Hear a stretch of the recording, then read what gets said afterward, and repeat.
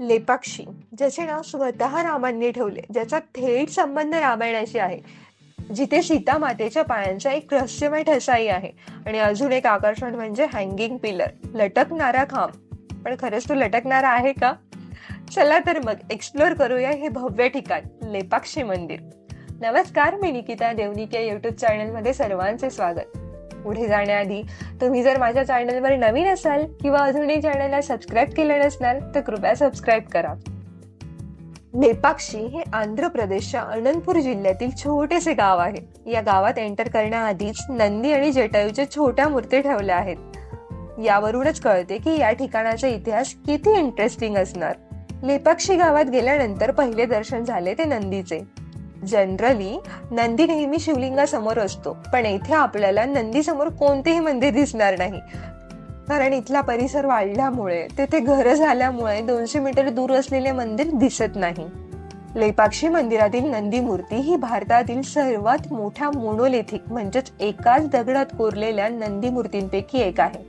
ही मूर्ती 27 फूट लांब आणि 15 फूट उंच आहे, ज्यामुळे ती स्थापत्यशास्त्राचा म्हणजेच आर्किटेक्चरचा एक उत्कृष्ट नमुना आहे. नंदीच्या गळ्यात घंटा, माळ आणि इतर अलंकार कोरलेले आहेत, जे त्याला भव्य आणि शाही स्वरूप देतात. मूर्तीच्या शरीरावर नक्षीकाम अतिशय सूक्ष्म आणि कलात्मक आहे.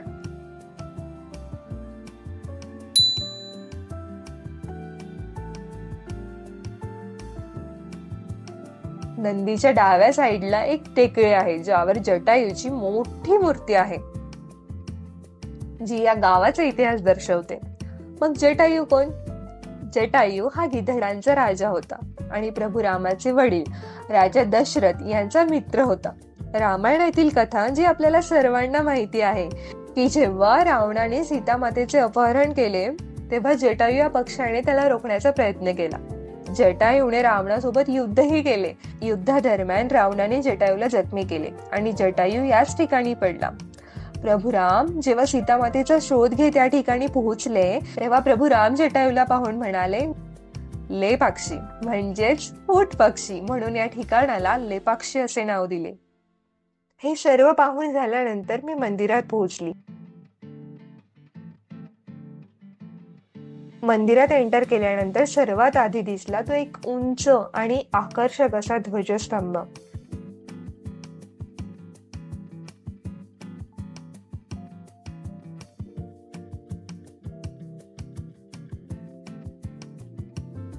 आणि हो, लेपाक्षी मंदिर, ज्याला वीरभद्र मंदिर असंही म्हणतात, 16व्या शतकात विजयनगर साम्राज्याचे राजा अच्युतम देवराय यांच्या कारकिर्दीत 1530 ते 1542 या काळात हे मंदिर बांधलं गेलं.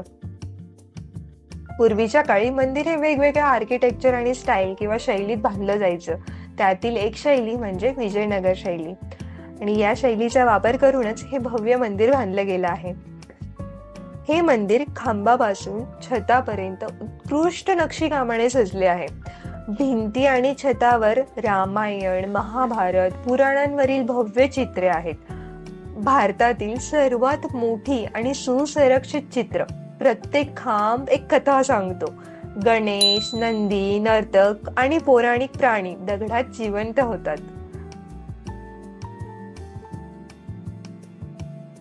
मंदिराच्या गर्भगृहात गेल्यानंतर दिसते ती वीरभद्रांची मूर्ती, जी भगवान शिवांचा रुद्र अवतार आहे. पुराणांनुसार सतीच्या आत्मदहनानंतर शिवांनी आपल्या जटेतून वीरभद्र निर्माण केले आणि दक्षाच्या यज्ञाचा नाश केला. याचे चित्रण येथे नक्षीकामात दाखवले आहे. तसेच या मंदिरात पापनागेश्वर शिवलिंग, विष्णू, लक्ष्मी आणि दुर्गा यांच्या मूर्ती आहेत. स्कंद पुराणात लेपाक्षीला 108 पवित्र शैव स्थळांपैकी एक मानले आहे. या ठिकाणाचं मुख्य आकर्षण म्हणजे हवेत तरंगणारा खांब. एक खांब जमिनीला स्पर्श करत नाही, पण तो छताला लटकतो. इतिहासकारांच्या मते हा लटकणारा खांब नाहीये. या खांबाखालची जमीन सरकल्यामुळे तो खांब जमिनीला टच नाहीये. नीट पाहिल्यावर हे जाणवतेही, खांब जमिनीला किंचित स्पर्श करतो. त्यामुळे या खांबाखालून कापड टाकल्यास ते पूर्णपणे खेचलेही जात नाही. काही लोक याचा लटकणारा खांब म्हणून प्रचार करत आहेत, पण हा गैरसमज आहे. मात्र तिथले स्थानिक लोक सांगतात की हा खांब लटकलेला होता, पण काही ब्रिटिश लोक आले आणि संशोधनासाठी त्यांनी हा खांब हलवला, त्यामुळे तो जमिनीवर आदळला, असे स्थानिक लोकांचं मत आहे. पण या ठिकाणी जाण्याआधी मलाही याच वाटले होते की हा लटकणारा खांब आहे, पण प्रत्यक्षात तसं नाहीये.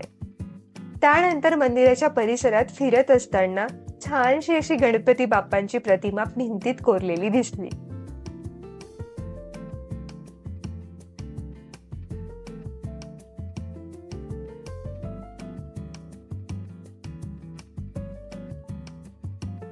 आणि पुढे आहे एक भव्य नागलिंग. हे नागलिंग देखील एकाच दगडात कोरलं गेलं आहे. 7 फणी असलेला नाग आणि शिवलिंग यांचे संयोजन त्याला अनोखं बनवतं. नागाच्या फणावर आणि शरीरावर सूक्ष्म नक्षीकाम देखील केलं आहे. लोककथेनुसार हे शिवलिंगही एका दिवसात कोरलं गेलं. फिरता फिरता पोहोचली मी सीतामातेंच्या पाऊलखुणेजवळ. मंदिराच्या बाहेरच्या परिसरात हा पायाचा ठसा आहे, जो सुमारे 1 ते 1.5 फूट लांब आहे. मानवी पायासारखा दिसतो. या पाऊलखुणामध्ये नेहमी पाणी जमा असते, जे रहस्यमय मानले जाते. काहींच्या मते हा ठसा सीतामातेचा आहे, तर काहींच्या मते तो भगवान राम किंवा हनुमानाचा आहे. आणि हो, लेपाक्षी या ठिकाणासारख्या भारतात जटायूशी संबंधित आणखी एक प्रसिद्ध ठिकाण आहे, जटायू अर्थ सेंटर, जे केरळमधील कोल्लम जिल्ह्यात चंदैमंगलम येथे आहे. माहिती कशी वाटली? तुम्हाला हे ठिकाण आवडलं का? नक्की कमेंटद्वारे कळवा. व्हिडिओला लाईक आणि शेअर करायला विसरू नका. धन्यवाद.